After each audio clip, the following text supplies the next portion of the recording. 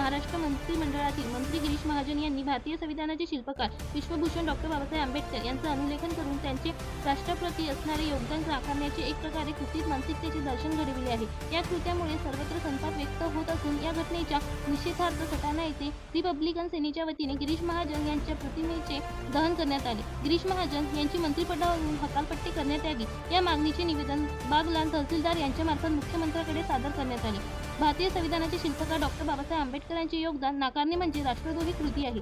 या त्यांच्या कृत्याबद्दल संविधान प्रवर्तक भगिनींनी आक्षेप घेतला असता त्यांना पोलिसांनी ताब्यात घेण्याचा संतापजनक प्रयत्न देखील करण्यात आला. हा प्रकार भारतीय जनतेच्या वैचारिक प्रगतीचा तसेच अभिव्यक्ती स्वातंत्र्याचा संकोच करणारा असून राज्याच्या शासक कार्यप्रणालीचे दर्शन घडविणारा आहे. या घटनेसंदर्भात संबंधित भगिनींनी कुठलाही त्रास होता कामा नये याची दखल आपणामार्फत घेण्यात यावी असेही या निवेदनात मांडण्यात आले. ज्या राष्ट्रद्रोहात संविधान आणि संविधानाच्या निर्मात्याचे योगदान मान्य नाही त्याला संविधानानुसार स्थापित झालेल्या मंत्रिमंडळात राहण्याचा काहीही अधिकार नाही असे म्हणत जनभावना लक्षात घेता गिरीश महाजन यांचा राजीनामा घेऊन मंत्रिपदावरून दूर करण्यात यावे अशी स्पष्ट भूमिका रिपब्लिकन सेनेचे उत्तर महाराष्ट्र प्रवक्ते प्रा. अमोल बच्चाव यांनी व्यक्त केली. या प्रसंगी योगेश साळवे, गायकवाड, दिनेश निगम, जय जगताप, मच्छिंद्र काक्रीस, कैलास अहिरे, समाधान गरुड, तेजस उशिरे, ऋतिक गायकवाड, स्वप्नील राखुंडे, राहुल बच्चा यांच्यासह पदाधिकारी कार्यकर्ते उपस्थित होते. काल दिनांक 26 जानेवारी 2026 रोजी नाशिकच्या शासकीय कार्यक्रमामध्ये प्रजासत्ताक दिनानिमित्त झालेल्या या कार्यक्रमामध्ये नाशिकचे स्वयंघोषित पालकमंत्री गिरीश महाजन यांनी जाणीवपूर्वक भारताच्या संविधानाच्या निर्मात्यांचं नाव घेण्याचं टाळलं आणि त्यांनी एक प्रकारे त्यांच्या मनोवादी वृत्तीचं दर्शन या ठिकाणी घडवलं.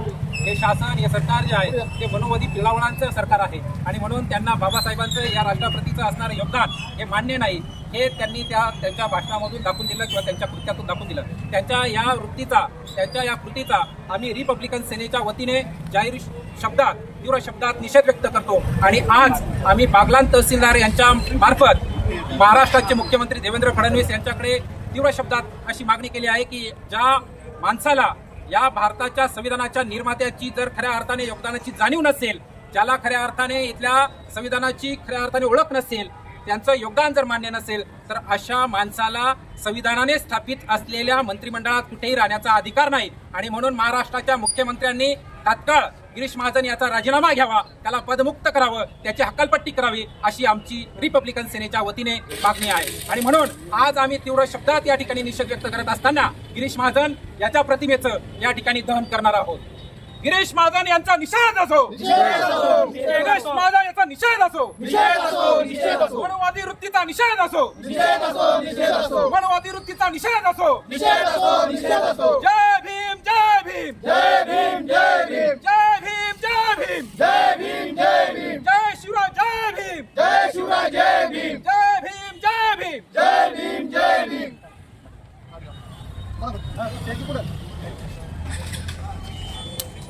या बदमाश मनोवादी वृत्तीच्या मंत्रीला या ठिकाणी त्याची जागा दाखवणं गरजेचं आहे आणि म्हणून त्याचा निषेध आपण या ठिकाणी करीत आहोत. त्याच्या प्रतिमेचं दहन अशा पद्धतीने आपण करणार आहोत जेणेकरून अशी हिंमत कोणाची होता कामा नये. भारताचं संविधान हे बाबासाहेब आंबेडकरांनी लिहिलेलं असताना प्रजासत्ताक दिन ज्यांना माहिती नाही त्यांचा खऱ्या अर्थाने या ठिकाणी आम्ही निषेध करीत आहोत. मुर्दाबाद, मुर्दाबाद, गिरीश महाजन मुर्दाबाद.